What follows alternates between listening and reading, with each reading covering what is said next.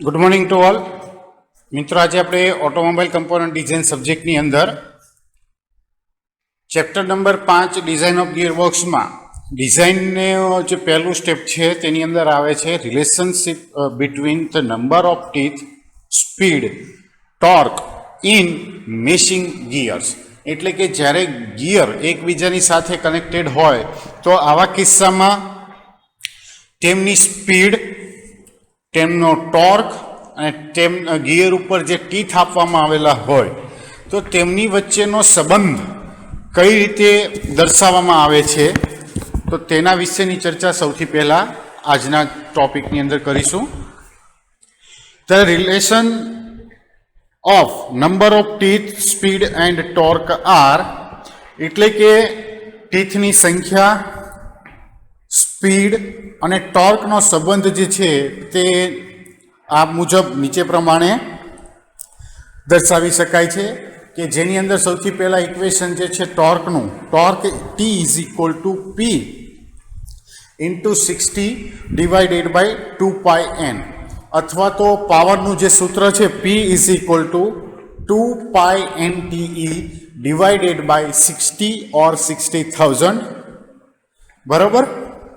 કે જે જનરલી આપણે આગળ જે ડિઝાઇન શીખી ગયા આઈસી એન્જિનની તેની અંદર ઉપયોગ કર્યો હતો, તો તેની અંદર પાવરના સૂત્રમાંથી ટોર્ક એટલે કે ટીને સૂત્રનો કરતા કરવામાં આવે તો આવા કિસ્સામાં ટોર્ક માટેનું સૂત્ર જે છે તે P into 60 divided by 2πn મુજબ બનતું હોય છે, કે જ્યાં where the T is equal to engine transmitted torque, એટલે કે એન્જિનની અંદર જે ટોર્ક જનરેટ થાય છે અને ત્યાંથી જે ટ્રાન્સમિટ થાય છે તેને દર્શાવવા માટે ટીનો ઉપયોગ કરવામાં આવે છે।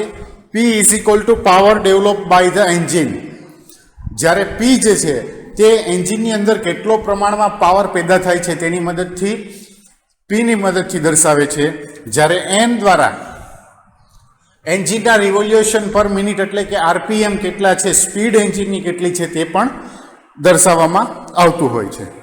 For the above equation engine torque is intentionally proportional to the engine speed, અને આ જે સૂત્ર જે છે તેના ઉપરથી એ જાણી શકાય છે કે એન્જિનનો ટોર્ક એન્જિનની સ્પીડના વ્યસ્ત પ્રમાણમાં છે।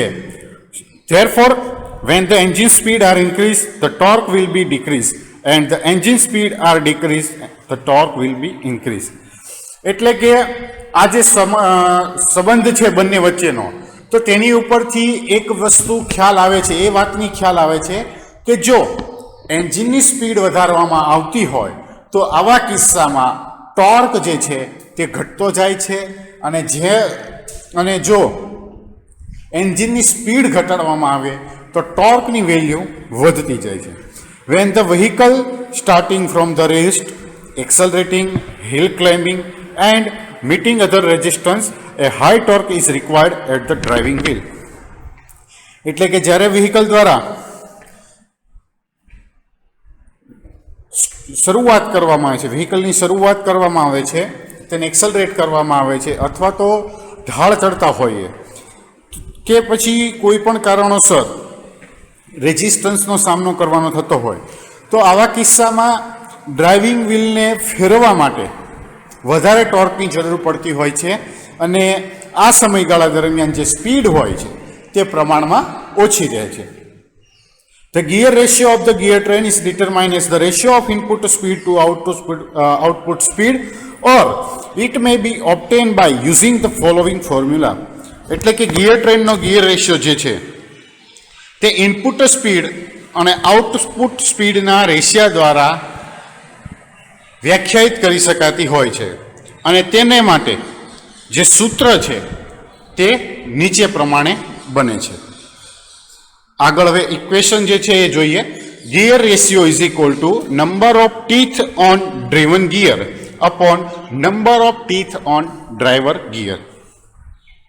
એટલે કે ગિયર રેશિયા માટેનું સૂત્ર છે આઉટપુટ ગિયર ઉપરના ટીથ અપોન ઇનપુટ ગિયરના ટીથ, અથવા તો number of teeth on driven gear divided by number of teeth on driver gear.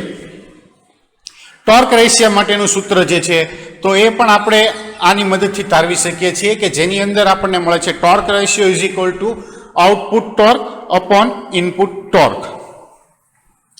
If the efficiency is 100%, then the input torque into input speed is equal to output torque into output speed. કે જો transmission efficiency 100% હોય તો આવા કિસ્સામાં input torque into input speed is equal two output torque into output speed. અને આ સૂત્રને આપણે નીચે પ્રમાણે પણ લખી શકીએ કે output torque divided by input torque is equal to input speed divided by output speed. એટલે કે જે પહેલો રેશિયો જે છે ટોર્ક વાળો એ અહીં આપણી માટે બને છે ટોર્ક રેશિયો. બીજા નંબરનો જે રેશિયો બન્યો તે આપણી માટે છે સ્પીડ રેશિયો. અને ત્રીજા નંબરે આવે છે ગિયર રેશિયો. તો આ ત્રણેય જે છે તે દરેક ગિયર પેરની કન્ડિશનની અંદર એક સમાન મળતા હોય છે. તો આવા કિસ્સામાં ત્રણેયને સરખાવવામાં આવે એટલે કે torque ratio is equal to speed ratio is equal to gear ratio. તો TA upon TB is equal to NA upon NB is equal to capital TB divided by capital TA. કે જ્યાં સ્મોલ ટી જે છે તે gear દ્વારા transmit થતો torque છે, N જે છે તે શાફ્ટના આરપીએમ જે છે તે, અને ટી ગિયર ઉપરના ટીથની સંખ્યા દર્શાવતા હોય છે. તો આ રીતે number of teeth, gear ratio અને સ્પીડ રેશિયો એકબીજા સાથે સંબંધ ધરાવતા હોય છે. નેક્સ્ટ આગળ વધીએ તો નેક્સ્ટની અંદર આવે છે 3 સ્પીડ ટ્રાન્સમિશન ડિઝાઇન પ્રોસિજર. એટલે કે 3 સ્પીડ ગિયર બોક્સની ડિઝાઇન કઈ રીતે કરવામાં આવી છે તો તેના વિશેની ચર્ચા હવેના ટોપિકની અંદર કરીશું. સૌથી પહેલાં ફિગરની અંદર જોઈ લઈએ કે 3 સ્પીડ ટ્રાન્સમિશન જે છે તે અહીં કોન્સ્ટન્ટ મેશ ગિયર બોક્સ માટે તેનો લેઆઉટ કેવો છે તે દર્શાવવામાં આવેલો છે કે જેમાં 2 ડોગ ક્લચનો ઉપયોગ કરવામાં આવ્યો છે. 4 ગિયર ઇનપુટ શાફ્ટ ઉપર રાખવામાં આવેલા છે, લે શાફ્ટ ઉપર રાખવામાં આવેલા છે. 1 ક્લચ શાફ્ટ ઉપર એટલે કે ડ્રાઇવિંગ શાફ્ટ ઉપર, અને 3 ગિયર જે છે તે મેઇન શાફ્ટ અથવા તો ડ્રીવન શાફ્ટ ઉપર રાખવામાં આવેલા છે. ડોગ ક્લચની મદદથી ફર્સ્ટ અને રિવર્સનું કંટ્રોલિંગ કરવામાં આવે છે, શિફ્ટિંગ કરવામાં આવે છે. જ્યારે ડોગ ક્લચ નંબર 2 ની મદદથી સેકન્ડ ગિયર અને ટોપ ગિયર એટલે કે થર્ડ ગિયર માટેનું શિફ્ટિંગ કરવામાં આવતું હોય છે. આ ઉપરાંત એક આઇડલર શાફ્ટ, ચોથા નંબરની એક આઇડલર શાફ્ટ રાખવામાં આવેલી હોય છે કે જે વ્હીકલની અંદર રિવર્સ મોશન માટે ઉપયોગ કરવા, જ્યારે ગિયર રેશિયો આપણે ગિયરને શિફ્ટિંગ રિવર્સ કન્ડિશન માટે લાવીએ તો વ્હીકલને રિવર્સ પોઝિશનની અંદર પાછું લાવી શકાય. તો આના માટે એક આઇડલર શાફ્ટ ઉપર એક ગિયર જે છે આઇડલર ગિયર તે એટેચ કરવામાં આવતું હોય છે. તો આ રીતેની મિકેનિઝમ, આ રીતેની જે લેઆઉટ જે છે તે સૌથી પહેલાં આપણે ધ્યાને લેવો પડતો હોય છે. હવે આપણે નેક્સ્ટ આગળ વધીશું ડિઝાઇન સ્ટેપ ઉપર. Speed ratio of the transmission is, એટલે કે ટ્રાન્સમિશન ગિયરબોક્સ માટે સ્પીડ રેશિયો જે આપણે અગાઉ હમણાં જોઈ ગયા તેની અંદર જોવા જઈએ તો is equal to speed of driver gear upon driven gear. એટલે કે ડ્રાઈવર ગિયર એટલે કે input gear upon output gear ના speed is equal to NA upon NB. બરાબર.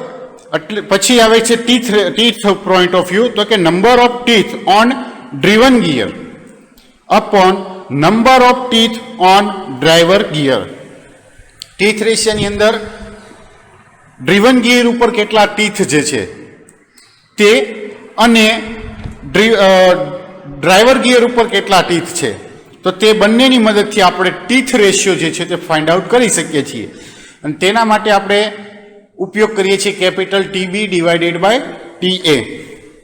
બંનેને સરખાવી લઈએ તો NA divided by NB is equal to TB divided by TA.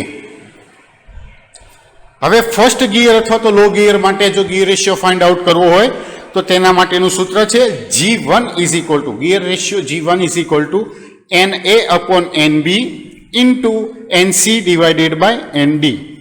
એટલે કે એક પેર કોઈ પણ ગિયર આપણે લઈએ છીએ તો આવા કિસ્સામાં આગળ હવે ફિગર ઉપર જઈએ તો ધારો કે આપણે ફર્સ્ટ ગિયરની અંદર લઈએ છીએ તો આપણને જે ક્લચ શાફ્ટ વડે લે શાફ્ટ ફરે છે અને લે શાફ્ટની અંદર જ્યારે પછી ઉપરનો જે થર્ડ ગિયર જે છે તે આપણો ડ્રાઈવર છે, નીચે લે શાફ્ટનો પેલો ગિયર આપણે ડ્રીવન બને છે, ત્યારબાદ લે શાફ્ટ ઉપર ત્રીજો ગિયર કે જે ફર્સ્ટ ગિયરની સાથે કોન્સ્ટન્ટ બેઝની અંદર જોડાયેલો છે તો આવા કિસ્સામાં તે ડ્રાઈવર બને છે અને ઉપરનો જે મેઇન શાફ્ટ ઉપરનો ગિયર જે છે તે ડ્રીવન બનતો હોય છે. એટલે કે બે પેર જે છે તેને અહીં ધ્યાનમાં લેવામાં આવતી હોય છે અને ક્રમશઃ જેમ જેમ આપણે આગળ વધતા જઈએ અથવા તો જેમ જેમ ગિયર રેશિયો ફાઇન્ડ આઉટ કરતા જતા હોઈએ તો એક જે છે કે કોન્સ્ટન્ટ કન્ટિન્યુઅસલી લે શાફ્ટ અને ક્લચ શાફ્ટ જે જોડાયેલો છે તો એક પેર તો કન્ટિન્યુઅસલી આપણે કોમન બધા જ ગિયર રેશિયો ફાઇન્ડ આઉટ કરતી વખતે ધ્યાને તો લેવાની રહેતી હોય છે. એટલે NA upon NB into NC upon ND is equal to TB upon TA into TD upon TC. Next આગળ સેકન્ડ ગિયર માટે જોઈએ તો NA upon NB G2 is equal to NA upon NB into NE upon NF. એટલે કે C અને D જે હતું એ first માટે હતું. હવે E ને F જે છે તે સેકન્ડ ગિયર માટે પેર આવશે તો અહીં E ને F લેવાની રહેશે. એ જ રીતે સામે બનશે T3 રેશિયા માટે TB upon TA into TF upon TE. લાસ્ટમાં ફાઇનલ ગિયર રેશિયો એટલે કે ટોપ ગિયર માટે G3 is equal to NA upon NB into NG upon NH. Same T3 ratio TB upon TA into TH upon TG. તો આ રીતે જો વધારે gear આવતા હોય 3 સ્પીડની જગ્યાએ 4 સ્પીડ 5 સ્પીડ આવતા હોય ગિયર રેશિયો તો તેના માટે 5 સ્પીડ ગિયર બોક્સ વાપરવામાં આવતા હોય તો આવા કિસ્સામાં ગિયર રેશિયો જે છે તે સેમ સૂત્ર જે છે તેનો ઉપયોગ કરી અને આગળ ફાઇન્ડ આઉટ કરી શકાતા હોય છે. નેક્સ્ટ હવે આગળ જોઈએ. In automobile gear box the top gear ratio 1:1 and the out speed torque is received direct couple and clutch shaft to the main shaft using the dog clutch. એટલે કે automobile વ્હીકલની અંદર જે ગિયર બોક્સ છે તેની અંદર ટોપ gear ratio 1:1 મળે છે અને ડોગ ક્લચની મદદથી ક્લચ શાફ્ટ અને મેઇન શાફ્ટને ડાયરેક્ટ કોન્ટેક્ટ કરવામાં આવે છે અને આની મદદથી આઉટપુટ સ્પીડ અને ટોર્ક જે છે તે મેળવવામાં આવતું હોય છે. હવે બે શાફ્ટ વચ્ચેનું ડિસ્ટન્સ કેટલું છે તે ફાઇન્ડ આઉટ કરવું હોય તો તેના માટે જોઈએ centre distance between the two shaft. એટલે કે ક્લચ શાફ્ટ અને કાઉન્ટર શાફ્ટ અને મેઇન શાફ્ટ અને કાઉન્ટર શાફ્ટ વચ્ચેનું ડિસ્ટન્સ કેટલું રાખવામાં આવે છે અથવા તો તેને શોધવા માટે કયા સૂત્રનો ઉપયોગ કરવામાં આવે છે તો તેની ચર્ચા હવે કરીશું. તો consider that the distance between two shaft are fix. એટલે કે જ્યારે શાફ્ટ વચ્ચેનું ડિસ્ટન્સની વાત કરવામાં આવે તો આવા કિસ્સામાં તેમનું ડિસ્ટન્સ જે છે તે ફિક્સ છે તેવું ધારી લેવામાં આવે છે. The distance between the two shaft is equal to pitch circle diameter of the first gear plus pitch circle diameter on end shaft divided by 2. એટલે કે પહેલા ગિયરનો pitch circle diameter વત્તા end shaft ઉપર pitch circle diameter અને આ બંનેને 2 વડે divided કરો તો આપણને મળે છે m ડિવાઇડેડ બાય z બ્રેકેટમાં TA plus TB. Module of all gear are same as all gear pair are mounted on the shaft having constant center distance between the two. એટલે બે સેન્ટર વચ્ચે constant અંતર ધરાવતી shaft ઉપર તમામ gear પેર જે છે તે લગાડવામાં આવેલી હોય છે અને આ તમામ ગિયર માટે તેમનું મોડ્યુલ એક સમાન હોય છે. So m divided by z in bracket TA plus TB is equal to m divided by z in bracket TC plus TD. એટલે કે મોડ્યુલ પ્રમાણે હવે જે અહીંયા પેર હતી, પહેલી હતી A અને B, પછી આવે છે C અને D, પછી આવે E અને F. તો જેમ જેમ ગિયર રેશિયા જેમ સ્પીડ જેટલા સ્પીડનો ગિયર હશે તો તે પ્રમાણે આપણને પેરની સંખ્યા નંબર ઓફ પેરની સમાન મળે. બીજી વસ્તુ એ કે ગિયર પેરની અંદર ગિયરના પર્ટિક્યુલરલી ટીથ જે છે ધ્યાને નથી લેવામાં આવતા, ટોટલ પેરના લેવામાં આવે છે. અને આવા કિસ્સામાં દરેક ગિયર પેરની અંદર નંબર ઓફ ટીથની સંખ્યા એક સમાન જ લેવામાં આવતી હોય છે. પછી એની અંદર જે વેરિએશન જે છે કે ધારો કે કોઈની અંદર એક ગિયર પેરની અંદર 72 ટીથ આવતા હોય તો આવા કિસ્સામાં એક ગિયરની અંદર 50 ટીથ હોય અને બીજા ઉપર 22 હોય, એક ટીથની અંદર 45 હોય અને બાકીના જે 27 કે 37 જે થતા હોય તે બીજા ઉપર હોય. તો આ રીતે વેરિએશન એની બંને વચ્ચે થઈ શકે, બે ગિયર વચ્ચે. પણ બંને ગિયર ટીથનો જ્યારે સરવાળો કરવાનો આવે તો આવા કિસ્સામાં ગિયર બોક્સની અંદર જેટલી પેર પણ આપણે ડિઝાઇન કરેલી હોય તો તેના માટે ટીથની સંખ્યા એક સમાન જ રહેતી હોય છે. તો અહીંયા એનો આપણે જે મોડ્યુલ પ્રમાણે જે ગણતરી થાય છે તો તેની અંદર આપણે જોઈ ગયા કે m divided by z in bracket TA plus TB bracket over is equal to m divided by z in other bracket TC plus TD. બંને બાજુ m divided by z common છે તો આવા કિસ્સામાં TA plus TB is equal to TC plus TD. એટલે કે A અને B જે છે તે એક આપણી ગિયર પેર છે, જ્યારે C અને D જે છે તે આપણી બીજી ગિયર પેર છે. ને નંબર ઓફ ટીથ જે છે તેને T વડે આપણે આઈડેન્ટિફાય કરેલા છે. એટલે આની ઉપરથી આપણને ખ્યાલ આવે છે કે બંને પેરની અંદર જે નંબર ઓફ ટીથ જે છે તે સમાન હોય. The relation between the gear ratio. હવે ગિયર રેશિયાની વચ્ચેના રિલેશન કેવા છે તો તે જોવા માટે GR1 divided by GR2 is equal to GR2 divided by GR3 is equal to GR3 divided by GR4.